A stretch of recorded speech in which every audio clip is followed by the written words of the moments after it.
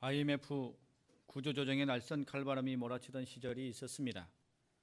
지금은 희망퇴직이라는 이름으로 시행이 되고 있죠. 작년 기업들의 경영이 악화되면서 일부 기업들은 연초부터 희망퇴직이나 명예퇴직을 진행하고 있다고 합니다. 답답하고 억울함에 희망퇴직 거부하면 회사에서는 보직을 변경해서 사무실 한켠 책상과 의자만 덩그러니 있는 곳으로 자리를 옮기게 하고는 그곳에서 아무런 일도 맡기지 않곤 하지요. 그리고 날마다 상급자에게 불려가서는 장시간 퇴직의 압력을 받게 됩니다.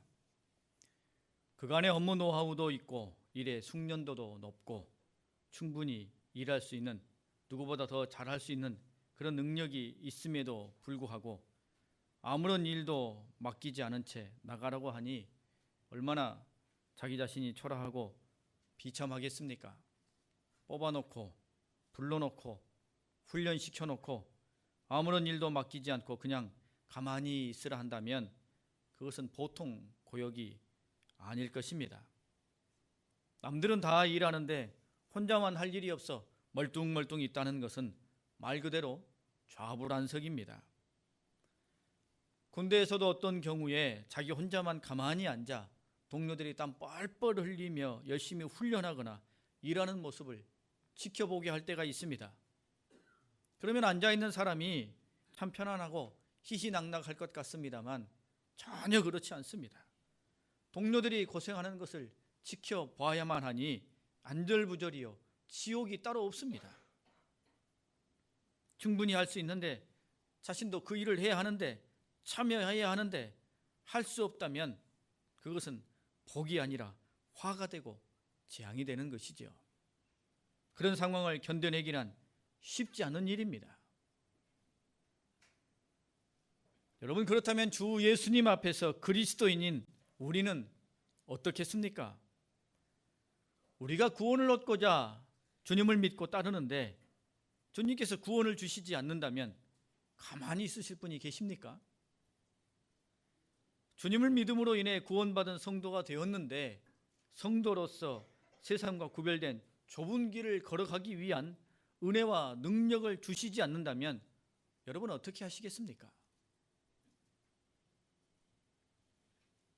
구별된 성도로서 말씀대로 순종하며 열매도 맺고 복음도 전하고 주님의 영광을 높이 찬양하며 헌신과 봉사를 행하며 보람있고 생명력 있는 삶을 살아갈 수 있는데, 그렇게 살고자 하는데 아무것도 할 수 있는 것이 없다면 여러분은 가만히 아무것도 하지 않고 그저 주저앉아 있으시겠습니까? 다른 성도는 헌신 봉사하고 순종의 열매도 맺고 복음도 전파하고 다양한 모양으로 주님을 위해 일하고 섬기는데 나에게는 아무런 일도 주어지지 아니하고 아무런 사명도 없다면 마냥 좋아만 할 수 있겠습니까? 구원받는 것이 우리의 유일한 목표입니다만 주님은 우리를 향하여 구원을 주실 뿐만 아니라 또 다른 계획과 섭리 또한 가지고 있습니다. 우리에게는 성도라는 이름이 붙어 있지 않습니까? 그런데 이 성도라는 이름만 붙어 있을 뿐 구원받은 그리스도인으로 이 세상에서 아무런 할 일도 사명도 역할도 없다면 인생의 여정 중에 유혹과 미혹이 많아 믿음이 흔들릴 수 있는 이 세상에 굳이 남아 있어야 할 이유가 있겠습니까? 굳이 남겨두셔야 할 이유가 있겠습니까? 본래 성도라는 말은 거룩한 무리, 구원받은 구별된 사람이다 라는 뜻입니다. 이 표현은 철저히 이 세상에서만 유용한 단어입니다. 천국에서는 이런 표현이 전혀 불필요합니다. 왜냐하면 천국은 이미 다 구원받은 사람들이 그곳에 있는 곳이기 때문에 성도다, 구원받았다 이런 말이 의미가 없기 때문이죠. 그런 것을 의식할 조차도 필요 없습니다. 그래서 성도라는 말은 이 세상에서 필요한 말이요, 이 세상에 유용한 말입니다.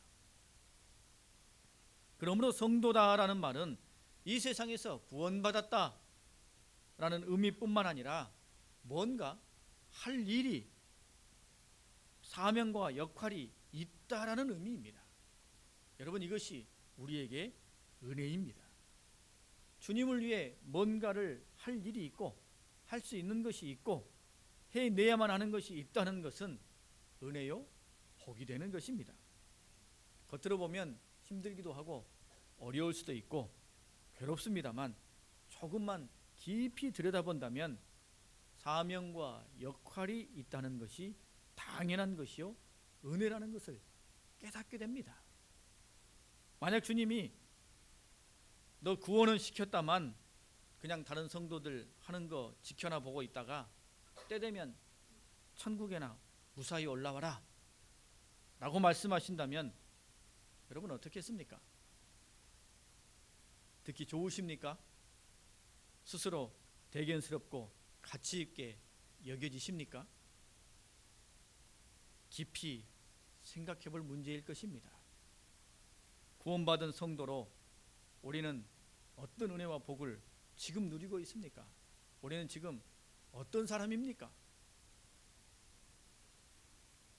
여러분, 첫 번째로 우리는 부름받은 일꾼입니다. 거룩한 무리인 성도는 철저히 부르심에 기인하고 있습니다. 성도는 부름받은 사람들입니다. 죄의 세상에서 의의 세상으로, 사망의 굴레에서 영원한 생명으로 부름을 받은 사람들이죠. 그래서 이 세상과는 그렇게 구별된 사람들이요, 거룩한 사람들이 되는 것입니다.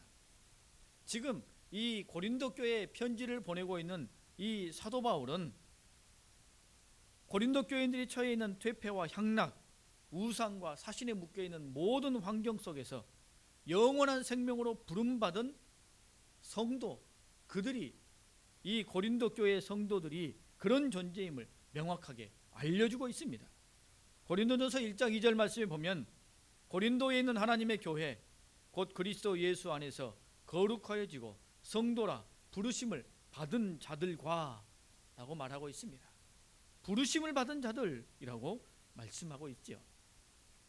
죄와 사망에서 의와 영생으로 부름받았으니 여러분, 그에 걸맞는 신분과 역할이 있을 수밖에 없는 것이죠. 세상 사람들 눈에 달라 보이는, 자신들과 같은 것 같으면서도 다른 그리스도인들, 구별된 성도들을 보며 그들이 세상 사람들이야 이 그리스도인들을 생각하며 꿈꾸며 기대하는 것처럼 우리는 이 세상에서 살아가고 있는 성도로서, 주님의 구원받은 성도로서, 구별된 천국 백성으로서 살아가야 할 사명과 역할이 있다는 것입니다. 그런 책임이 있는 부름받은 일꾼인 것입니다. 그래서 우리가 읽은 4장 1절 말씀에 사람이 마땅히 우리를 그리스도의 일꾼이요 라고 말씀하고 있습니다. 여러분, 우리는 그리스도의 일꾼입니다.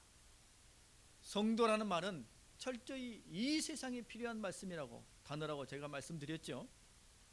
우리가 이 세상에 있다면 적어도 우리에게 성도라는 말과 일꾼이라는 말은 동의어입니다. 같은 말이에요. 성도는 곧 그리스도의 일꾼인 것이죠. 구원받은 성도로 이 세상에서 살아가고 있다는 것은 구원에 이르기까지 믿음을 지키는 것뿐만 아니라 성도로서 주님께서 우리에게 원하시고 기대하시는 역할과 사명이 있다는 뜻입니다. 그래서 우리는 부름받은 그리스도의 일꾼인 것이죠. 이것이 은혜입니다. 사명이 있다는 것이, 역할과 책임이 있다는 것이 우리에게 은혜라는 것입니다. 여러분, 우리의 삶 속에서 내가 주님의 일꾼이라는 것을 기억하면서 살아가고 계십니까? 내가 주님을 위해 감당해야 할 사명과 역할이 있다는 것을 기억하며 살아가고 있습니까? 여러분, 우리가 주님의 일꾼이라는 것, 주님께서 우리를 일꾼으로 불러주셨다는 것이 은혜라는 것을 잊지 마시기 바랍니다. 사명과 역할을 맡기시고 기대하신다는 것이 은혜요, 우리에게는 감격이라는 것을 잊지 마시기 바랍니다. 성도임에도 불구하고, 구원받은 성도임에도 이 세상에서 아무런 역할과 사명, 순종할 것, 헌신할 것이 없다면 그것이 더 불행한 것입니다. 그것이 더 답답한 일이죠. 그래서 여러분, 성도는 일꾼으로의 부름에 사양하지 않습니다. 두려워하지도 물러서지도 않습니다. 그 일이 누구의 일이기 때문입니까? 나의 일이기 때문이죠. 나에게 맡겨진 일이요, 내가 감당해야 할 일이기 때문입니다. 주의 수제자 베드로가 이방인 고넬료의 부름을 받았을 때 주저함 없이 달려가서는 이렇게 말했습니다. 부름을 사양하지 아니하고 왔노라. 부름을 사양하지 아니하고 왔노라. 이 부름이 고넬료의 부름이 아니라 주님의 부르심이었기 때문입니다. 주님께서 고넬료의 집에 보내시고 복음을 전하라고 하셨기 때문이죠. 여러분, 일꾼은 사양하지 않습니다. 부름받은 일꾼이니 사양할 수 없는 것입니다. 모세도 베드로도 여러 선지자들도 다 하나님의 부르심을 받았고 그 부르심에 순응하며 헌신하는 일꾼이 되었습니다. 사양, 거절, 포기, 이런 단어는 일꾼에게 어울리는 말이 아닙니다. 일꾼이라는 헬라어의 원뜻은 노예입니다. 그리스도의 일꾼이다 라는 말은 곧 그리스도의 노예다 라는 말이죠. 노예라고 많이 좀 언짢을 수도 있겠습니다만 이 본래 담겨진 뜻은 노예가 주님의 부름에 불복하지 아니하고 무조건 순응하며 따르는 것처럼 성도인 그리스도의 일꾼이 주님의 부르심 앞에 어떤 일이든 성실함으로 감당한다 라는 그런 뜻을 담고 있는 것입니다. 여러분, 사실 죄와 사망의 노예에서 영원한 생명과 의의 신분으로 변화됐으니 성실함과 사명감은 더 커지는 것이죠. 노예로 있을 때는 주인과 눈을 마주치거나 주인이 자신의 이름을 부르는 것이 두려운 일이에요. 꺼려지는 일입니다. 왜 그렇습니까? 일 시키기 때문이죠. 그리고 그 일을 하는 것이 매우 싫고 어렵기 때문입니다. 억지로 그 일을 해야 되기 때문입니다. 그리고 그렇게 그 일을 감당한다 할지라도 그 일의 모든 열매와 결과가 자신에게 돌아오지 않기 때문입니다. 그래서 노예는 주인을 마주치는 것도 주인이 자신의 이름을 부르는 것도 거절하고 거부하고 꺼리는 일이 됩니다. 하지만 여러분, 구별된 존재, 영광스러운 신분에 있는 사람은 자신의 이름이 불려지는 것이 기쁨이요 감격의 일이 됩니다. 자신에게 사명이 맡겨지고 역할이 부여되기 때문이죠. 여러분, 군인들 중에서도 특별히 구별된 사람들, 특전사니 해병대니 이런 사람들이 있지 않습니까? 그런 군인들은 일이 맡겨지지 않는 것이 더 괴로운 일이에요. 임무가 없는 것이 더 답답한 일이죠. 어제 우리나라 축구 국가대표 경기하지 않았습니까? 여러분, 국가대표로 뽑혔는데 경기 내에 벤치에만 앉아있기를 원하는 사람이 누가 있겠습니까? 주전으로 출전하지는 못했다 할지라도 감독이 중간에 어느 때라도 자기 이름을 부르기를 선수들이 기다리며 그 자리에 앉아있지 않겠습니까? 경기가 끝나기 직전이라 할지라도 감독이 자기 이름을 부르면 그때는 벌떡 일어나서 경기장으로 뛰쳐나가는 거죠. 여러분, 성도는 바로 그런 일꾼입니다. 그래서 은혜가 되고 감사가 되고 행복한 일인 것입니다. 여러분, 성도라면 너나 할 것 없이 다 부름받은 일꾼입니다. 나는 일꾼이 아니다 라고 생각하는 것은 착각입니다. 우리가 적어도 이 땅에 성도라는 이름으로 살아가고 있는 한은 성도는 일꾼이라는 말과 동의어입니다. 주님이 우리에게 감당해야 할 사명과 역할을 각자에게 주시죠. 우리 각자의 처지와 상황은 다 다릅니다. 그 여건 속에서 감당해야 할 사명과 역할은 다르죠. 또 내가 순종해야 할 내 가슴을 울리는 말씀과 그 모든 것들은 은혜는 다를 수 있습니다. 하지만 성도는 다 주님의 일꾼인 것입니다. 그 주어진 환경 속에서 나를 부르신 주님의 은혜가 있고 맡기시고 기대하시는 역할과 사명이 있다는 것이죠.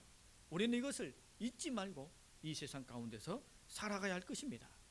두 번째는 하나님의 일을 이루는 일꾼입니다. 부름을 받았다는 것은 부르신 이가 있다는 뜻이요, 이는 부르신 이의 뜻 안에 있어야 한다는 의미입니다. 여러분, 이것을 놓치면 상실감이 매우 큰 법입니다. 가족의 발견이라는 책을 쓴 최광현 교수가 그의 책 한켠에 이와 같은 글을 적어두었습니다. 나치의 강제 수용소에서 인간이 겪을 수 있는 극단의 고통을 경험한 정신과 의사 빅터 프랭클린의 말을 이렇게 인용합니다. 인간이 가진 가장 큰 고통은 외적인 고통이 아니라 의미를 찾지 못하는 것이다 라는 말을 인용하면서 고생 자체가 힘이 든 것이 아니라 죽을 만큼 고생했는데 그 고생이 휴지 조각처럼 아무 가치 없는 것이 될 때 인생이 고통이 된다.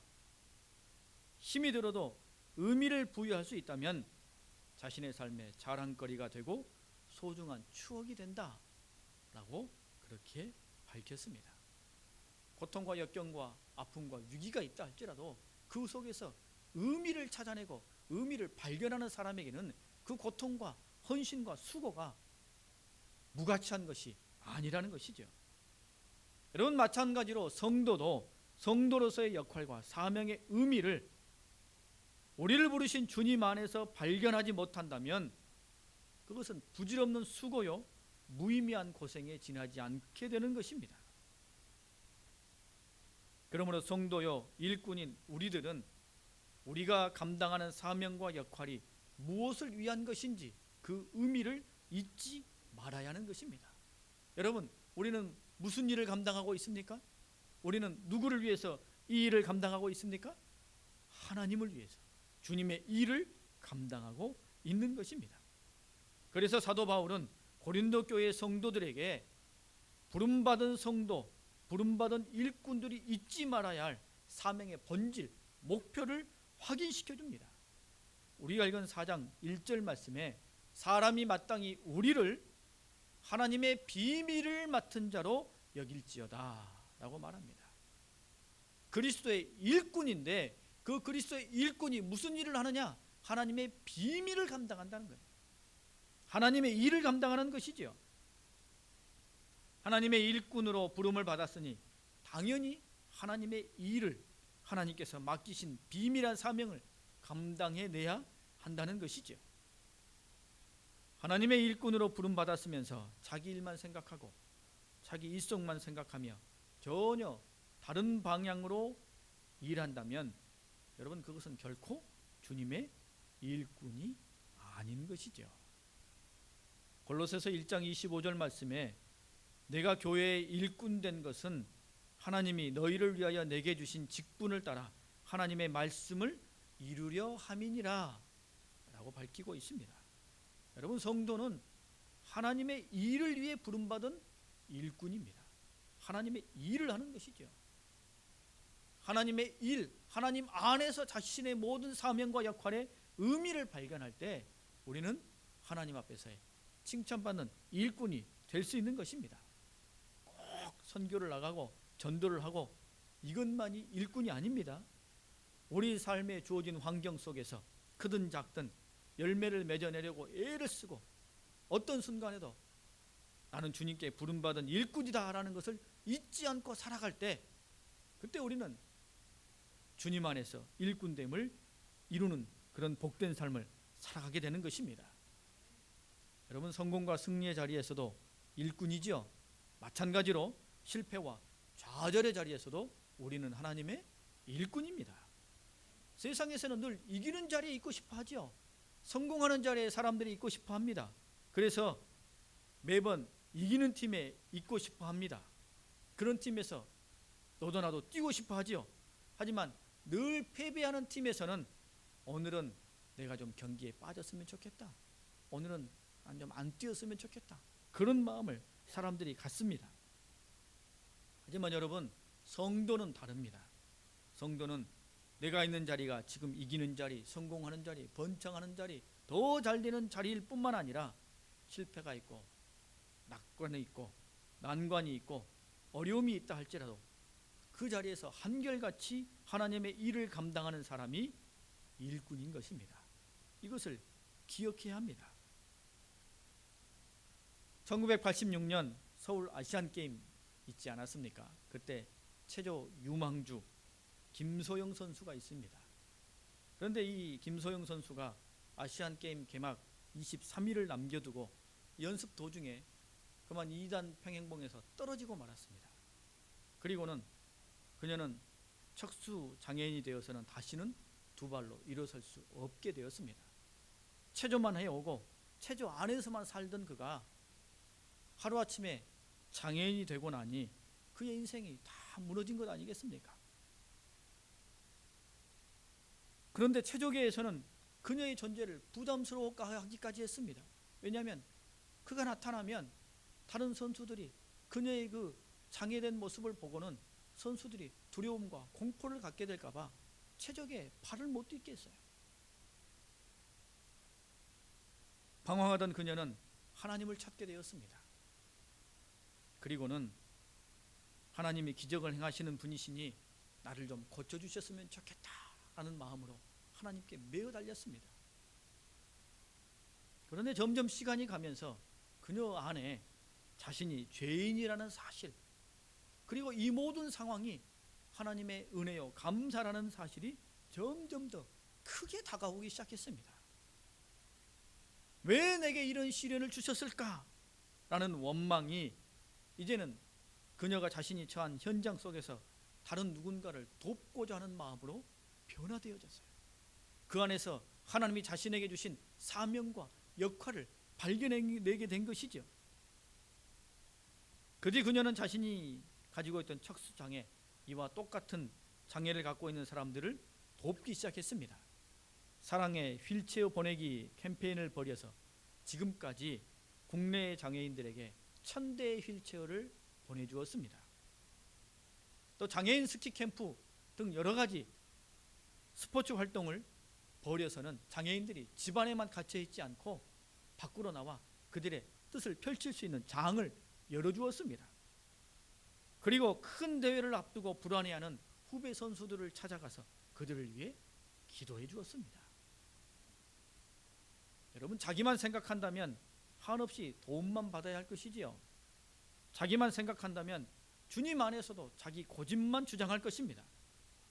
그러나 일꾼은 그렇지 않습니다.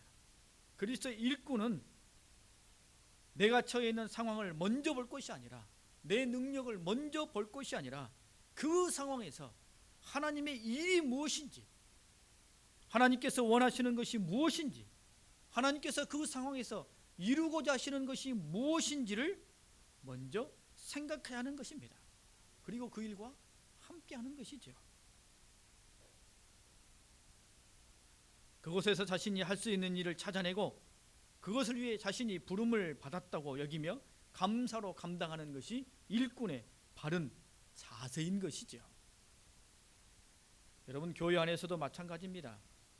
교회 안에서 자신이 감당할 사명과 역할이 있다면 그것은 철저히 하나님께 부르심을 받은 일꾼으로 온전히 하나님의 일을 위하여 헌신해야 하는 것입니다.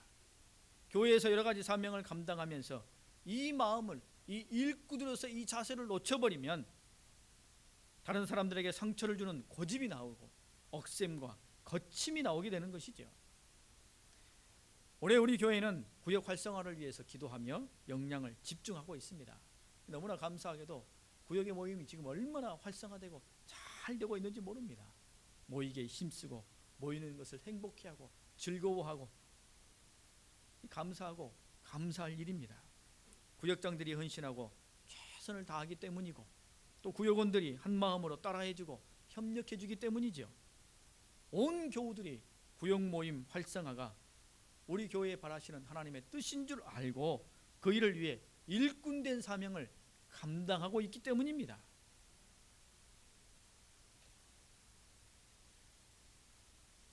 지난달에는 우리 교회 청소 청소년부인 호이에마와 청년부인 주바라기가 감당했습니다. 여러분, 우리가 알듯이 요즘 청년 청소년들 얼마나 바쁩니까? 집에서 얼굴 보기도 힘들죠. 밥상머리에 함께 앉는 것은 더더욱 어려운 일입니다. 그런데 그들이 교회 청소를 위해서 시간을 정해 함께 모입니다. 함께 모여서 웃고 떠들고 제잘거리며 3층부터 1층까지 구석구석 교회 청소를 감당했습니다. 시간도 잘 지키고 많은 청년 청소년들이 나와서 즐겁게 그 일을 감당했습니다. 어제부터는 남선교회에서 이번 달 2월달 청소를 담당하고 있습니다. 우리 또 남선교회 회원분들도 바쁘지요. 얼마나 많은 일들이 있습니까? 그런데 시간을 내고 마음을 모아서 함께 나와 청소하고 교회를 돌봅니다. 여러분, 그 순간 그들은 너무나 멋지고 신실한 하나님의 일꾼인 것이죠. 감사하고 감사할 일입니다. 여러분, 우리는 하나님의 일꾼입니다. 그러니 하나님의 일을 행해야 되지요. 내 삶의 자리, 여러 여건과 형편 속에서도 하나님의 뜻이 어디에 있는가, 무엇을 이루고자 하시는가를 살피며 그 일에 참여하고 헌신하는 우리 모두가 되어야 할 것입니다. 일꾼인 것이 은혜요, 일을 감당하는 것이 은혜라는 사실을 잊지 마시기 바랍니다. 그래서 여러분, 세 번째로 우리는 충성스러운 일꾼이어야 합니다.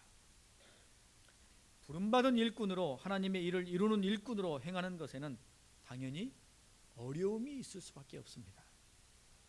수월하면 좋겠습니다만, 승승장구하면 좋겠습니다만, 우리는 성도 아닙니까? 하나님께 부름받은 일꾼이요, 하나님의 일에 우리 마음을 두고 있는 사람들입니다. 그러니 당연히 세상에서 방해가 있고 사단 마귀의 괴롭힘이 있을 수밖에 없습니다. 선한 일을 하려는데, 주님의 일을 하려는데 자꾸만 어려움이 생기고 난관이 닥쳐오는 것은 자연스러운 일입니다. 역경과 위기가 있을 수밖에 없습니다. 그러므로 뭐가 필요해요? 충성이 필요한 겁니다. 그래서 충성이 필요해요. 고린도전서 4장 2절 말씀에 그리고 맡은 자에게 구할 것은 충성이니라 라고 말씀하고 있는 것입니다. 여러분, 청지기에게, 사명을 맡은 자에게, 일꾼에게 반드시 요청되는 덕목이 뭡니까? 충성이죠. 이 충성은 자신이 품습니다만 인정은 누구에게 받아요? 주인에게 받는 거죠. 성도로서 우리 각자는 우리 자신에게 나는 충성된 일꾼입니다 라고 생각하고 그렇게 말할 수 있습니다만 그 인정은 하나님께로 받아야 됩니다. 하나님께서 착하고 충성된 종아 라고 말씀을 해 주셔야 진짜 충성스러운 일꾼이라는 것입니다. 하나님의 일을 감당함에 역경과 위기와 어려움이 있을 때 우리에게 정말로 필요한 것은 충성입니다.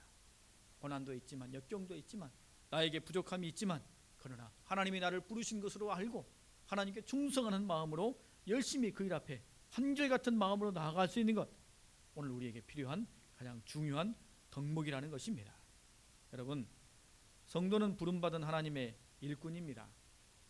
일꾼으로 불러주시고 하나님의 일을 맡겨주시는 은혜가 우리 가운데 있으니 감사할 일입니다. 오늘 내 삶 가운데에 우리 교회 안에 내가 감당할 사명과 책임이 있다는 것은 나에게 주신 특별한 은혜라는 사실을 기억하시고 하나님 앞에 칭찬받는 일꾼이 되기 위하여 충성의 마음을 늘 잊지 마시는 복된 길을 걸어갈 수 있기를 바랍니다. 우리 함께 찬양하고 기도하겠습니다.